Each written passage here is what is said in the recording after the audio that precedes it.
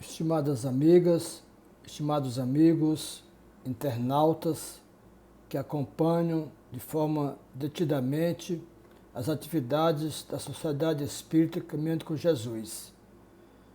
Vimos nessa noite lhes trazer um tema de alta relevância, as leis morais e sua aplicação em nossas vidas. Mas antes queremos trazer um abraço da nossa Federação Espírita Piauiense, na pessoa da sua presidente, Cristina Miranda, e os demais diretores daquela Casa Máter.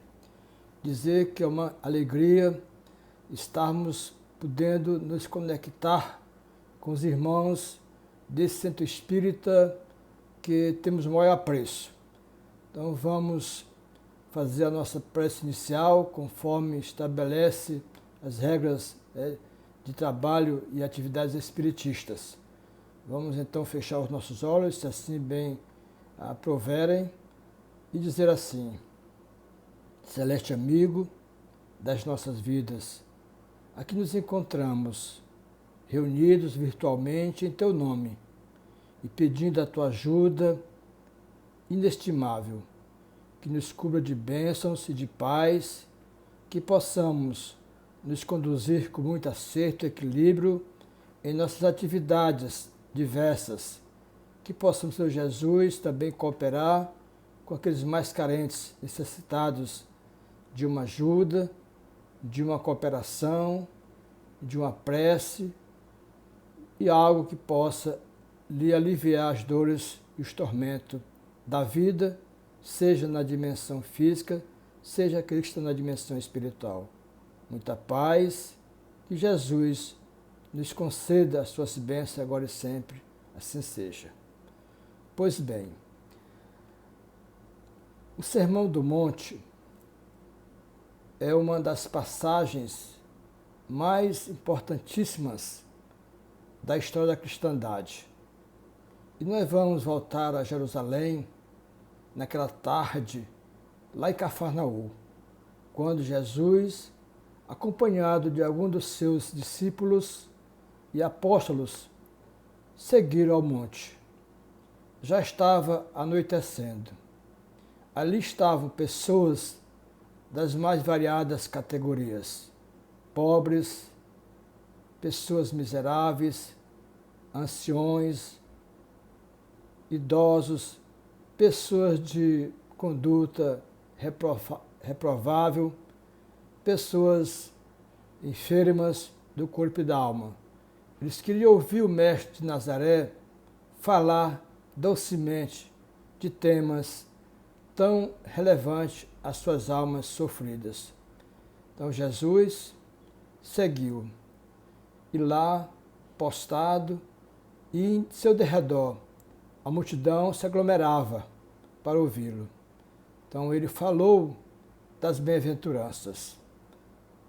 Possivelmente, e assim podemos dizer afirmativamente, que foi o mais sublime código de leis, de ética, de moral para que a humanidade seguisse. E esse Sermão do Monte, essa mensagem, ela repercute ainda hoje nas religiões. E temos um depoimento de pessoas de outras religiões, que diz, nele, no Sermão do Monte, que é assim das leis morais que vamos abordar logo mais, que regenera a humanidade. O Sermão do Monte veio para reformar a humanidade na sua totalidade. Não é para uma religião, mas para toda religião. Segundo alguns religiosos, o Sermão do Monte é o mais revolucionário dos discursos humanos, simplesmente porque é divino. De tal maneira, podemos concluir que aí está deixado para nós essa mensagem, né, de que devemos seguir de forma coesa, né, esse sermão, porque lá está dito as bem-aventuranças para os que sofrem, os oprimidos, os tristes, os injustiçados, os humilhados, toda a categoria de pessoas, lá Jesus contemplou. Mas, dentre os seus discípulos, um deles não entendeu a mensagem a priori, porque naquela tarde, 3 pessoas miseráveis, possivelmente da cidade, quem sabe, ali de Corazim, ou de Magdala, ou da própria Cafarnaú, Betsaida, quem sabe, buscou Levi Mateus na sua residência, porque ele, à época, era o cobrador de impostos naquela cidade para o Império Romano, mas era um homem também de conhecimento elevado. E ele já tinha tido contato com Jesus, porque era dos seus iniciados no seu apostolado. E as 3 pessoas, o Lisandro, que era aleijado, Áquila era uma pessoa atormentado, digo, por conta das suas atitudes reprováveis na família, e Pafos, o terceiro personagem, era um homem perturbado, atormentado. E eles foram, então, buscar em Levi uma orientação como ajudar na missão de Jesus, cooperar na cela do Mestre. Mas na sua elevação ou no entendimento de que eles não poderiam cooperar com Jesus na situação que estavam, então eles foram, de certa forma, vistos com desdém por Levi. E isso os deixou entristecidos.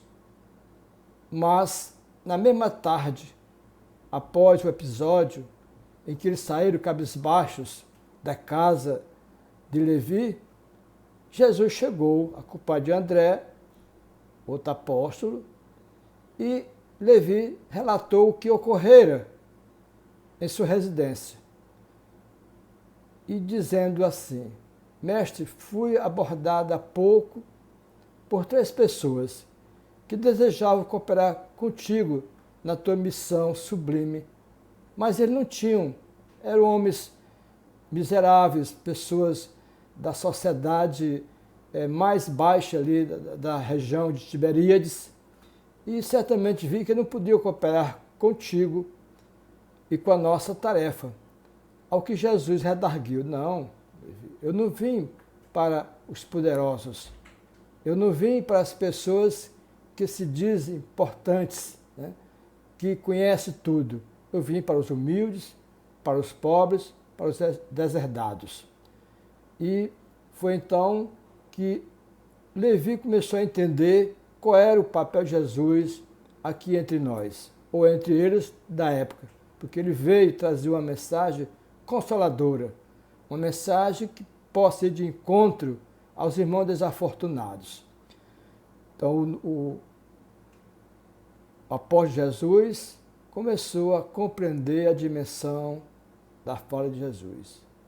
E chegando, aproximando-se já da tardinha, eles subiram ao monte ali nas proximidades de Cafarnaú, e Jesus então discorreu sobre as mais belas aventuranças, o código que para todos nós de humanidade, se assim cumprirmos, estaremos fazendo conforme assinalou o meigo Rabi da Galileia.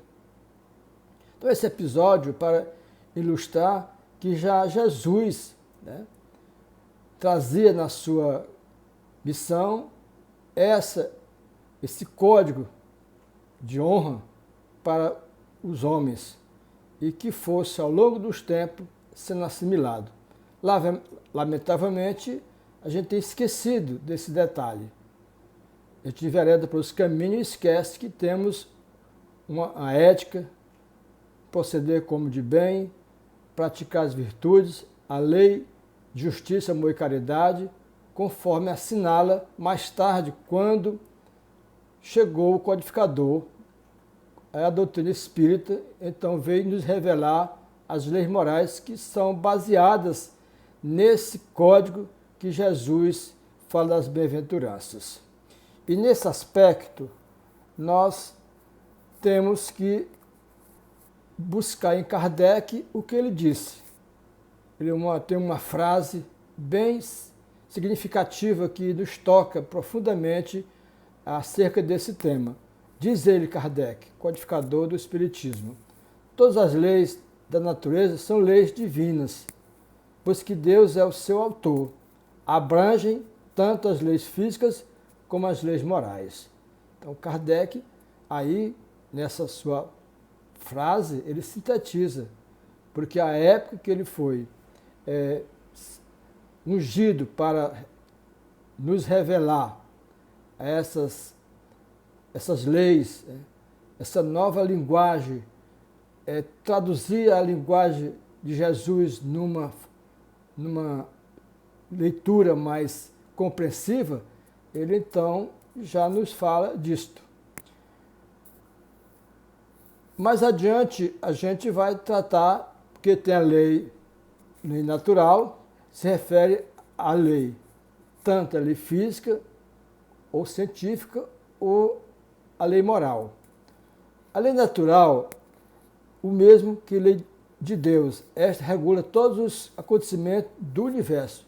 São leis eternas, imutáveis, não estão sujeitas ao tempo nem às circunstâncias, embora tenham em si o elemento do progresso.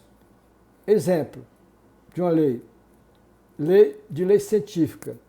A água ferve a 100 graus centígrados, pois os corpos não podem ocupar ao mesmo tempo o mesmo lugar no espaço.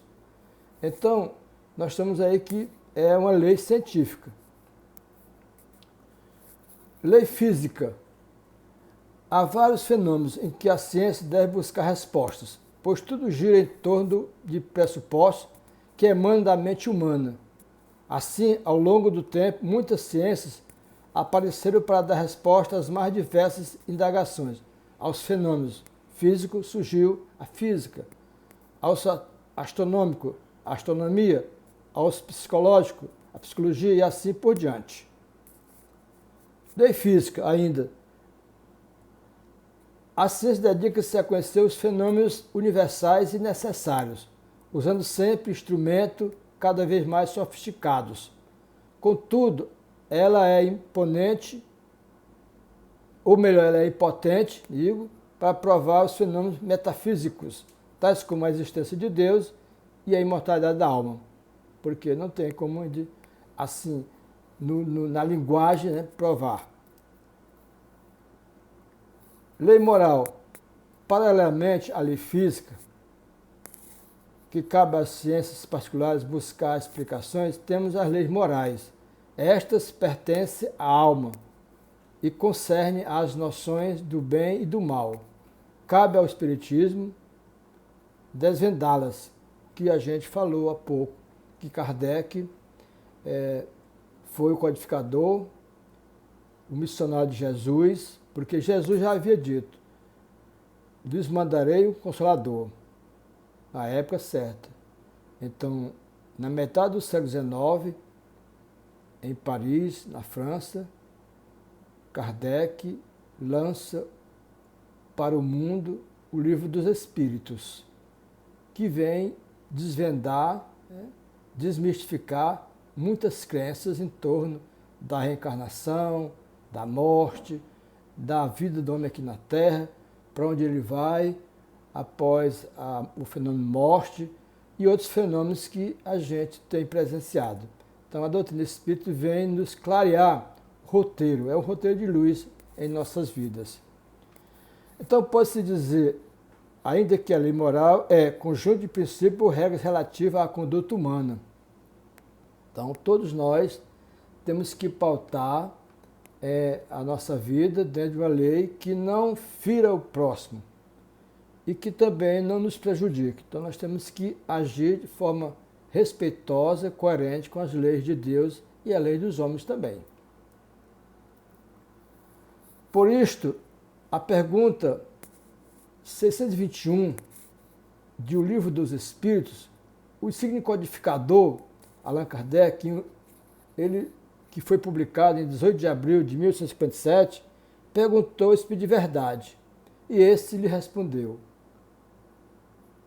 Kardec pergunta: onde está escrita a lei de Deus? E ele responde, na consciência. Então está em nós, está guardada. E isso é um entendimento de toda a literatura espírita, né? E que a gente tem estudado através dos livros da codificação e livros complementares da literatura espiritista. Kardec se preocupava com as leis morais, porque elas tinham o foco fundamental no homem enquanto ele está jornadeando aqui na Terra. Então é preciso que ele entenda essas leis para avançar na sua ascensão espiritual. Então, reportando seu livro o Evangelho segundo o Espiritismo, que é outra obra da codificação, estudado por Allan Kardec e melhorado pelas comunicações de eminentes espíritos, porque Kardec não sozinho trabalhou na codificação, ele teve a assessoria dos espíritos iluminados que cooperaram na codificação, e eles, quando você pega o Evangelho, se lê um tema, você vê instrução dos espíritos. Então ali é a cooperação dos espíritos de seres iluminados que foram chamados também por Cristo para cooperar com Kardec na codificação da doutrina espírita. Então, nesse aspecto, houve um cuidado, sobretudo, na questão moral. Das 5 partes contidas no Evangelho, que está as partes do Evangelho, Kardec procurou deixar de lado e foi trabalhar a questão moral. Então, as profecias, as notícias, os milagres e as palavras que serviram para a edificação dos dogmas da Igreja, para se dedicar exclusivamente aos ensinamentos morais. Então, ele teve essa visão de cuidar e de forma específica das leis morais. Não que as outras questões não fossem tratadas com zelo, pois achava que estes não estavam sujeitos às controvérsias e poderiam ser praticadas por qualquer pessoa, em qualquer lugar do globo, dava-lhe um caráter eminentemente necessário e universal. Quer dizer, ele não estava vinculado a nenhum dos dogmas, então era uma lei que permeava todas as religiões. Quer dizer, o homem tem que ser decente, tem que ser ético, moralista, aqui na China, onde for. Em qualquer religião que ele pratique, ele tem que ter essas qualidades. Na sociedade onde ele for, em funções relevantes que ele possa exercer, então ele tem que cuidar seriamente desse lado da questão moral, da ética e da decência, que nos dias de hoje, percebemos, está faltando em alguns dos homens. E aí, Kardec, em O Livro dos Espíritos, ele sintetiza as leis morais. São 10. Ele cita a lei de adoração, mostra o sentimento inato que todos os viventes possuem da divindade. Então, temos que ter em Deus, nosso Pai de infinita bondade, que nos criou o universo, criou tudo. Então, nós temos que ter essa lei da adoração. Lei de trabalho é uma necessidade. Nós temos que prover o nosso alimento, prover a nossa necessidade trabalhando, né? Mas é interessante esse paradoxo. Alguns trabalham e não têm emprego. Outros têm emprego e não trabalham. Um contrassenso. Lei de reprodução relativa à reencarnação. Então, necessidade de purificação do espírito para que a gente possa evoluir, tem que reencarnar várias vezes ou milhões de vezes para chegar ao estágio de angelitude, conforme assevera a doutrina espírita. Lei de conservação. Depois da vida, todos sentimos intuitivamente necessidade de progredir e aperfeiçoar. E nós temos que nos manter, preservar esse corpo que nos acolhe, né? O Espírito está nele e estamos passando essa jornada. Então, nós temos que ter esse cuidado, né, da conservação e a gente tem que trabalhar para progredir, né? e aperfeiçoar.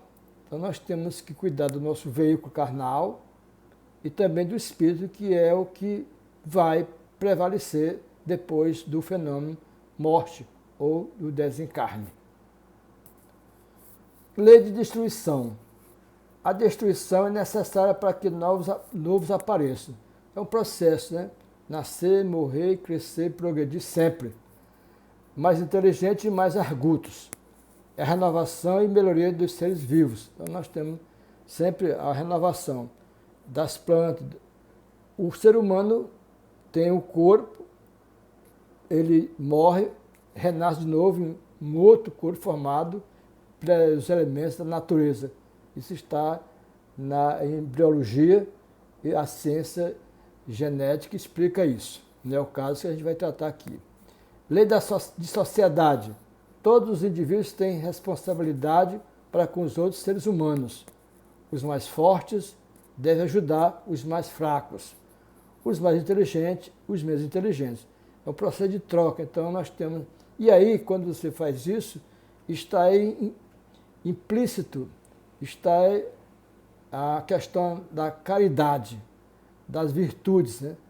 Do amor, da ajuda, né? Você ser beneficente, ser caritativo, são virtudes que você pode, nessa lei da sociedade, enquanto ser membro da sociedade, você cooperar.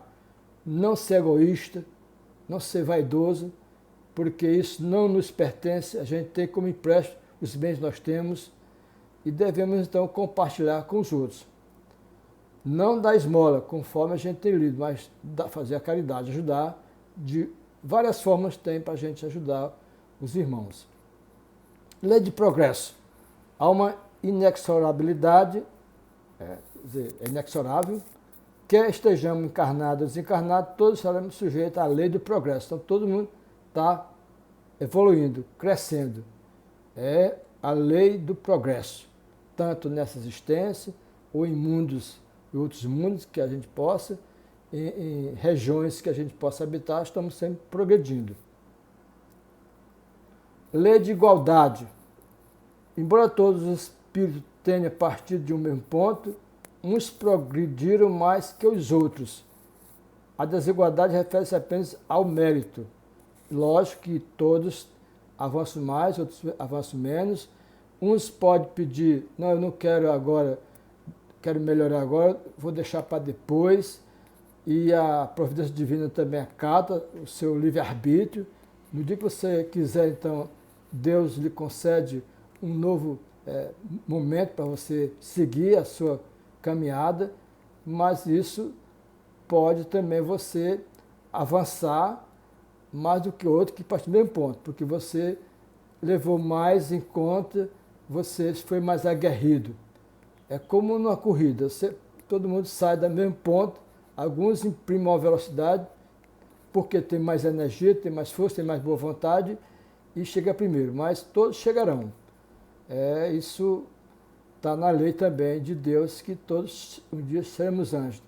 Agora vai depender do tempo de cada um. Lei de liberdade. Quanto maior for a obediência à lei de Deus, maior a liberdade dos seres humanos. Quer dizer, quanto mais você tiver a consciência, né, de que é preciso respeitar as leis, né, as leis de Deus, você tem mais liberdade. Quando você estiver preso muito à matéria, as coisas da matéria, você fica ali retido. E você não tem liberdade de alçar voos, porque você está preso a algo que não é importante para você. Mas, como tem o livre-arbítrio, todos agimos da forma que a gente desejar, mas você vai responder por aquilo que deixar de fazer de bom, né? Se fez ruim, se plantou algo ruim, também vai colher. Então, o tempo do plantio pode acontecer hoje, mas a colheita pode ser mais tarde, precoce, mas vai colher. E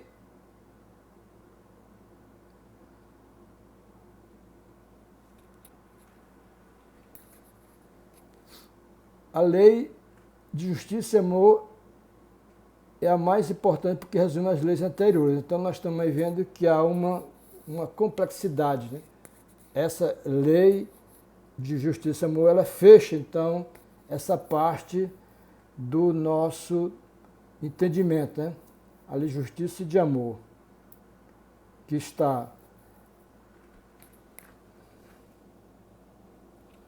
Então, nós vamos, então,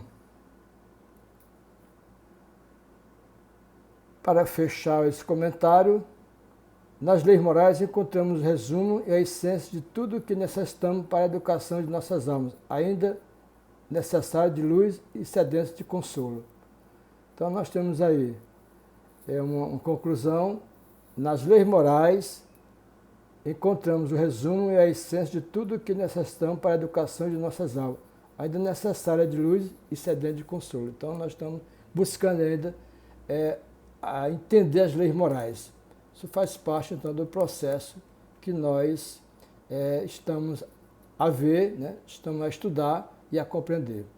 Então, a gente vai concluindo, fazendo nossa prece de encerramento, agradecendo as presenças honrosas, aqueles internados que nos assistiram, que estão nos assistindo, e somos, então, honrados pelo convite que nos fora feito, pela presença da Sociedade Espírita Caminhando com Jesus e os seus distintos servidores. Então vamos então rogar a Jesus que nos abençoe, nos guarde em sua paz.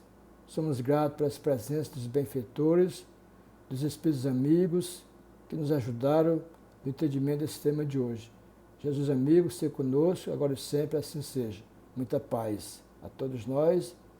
Pedimos também paz para aqueles que estão passando por dificuldades por conta dessa pandemia. Jesus amigo, seja conosco agora e sempre, assim seja.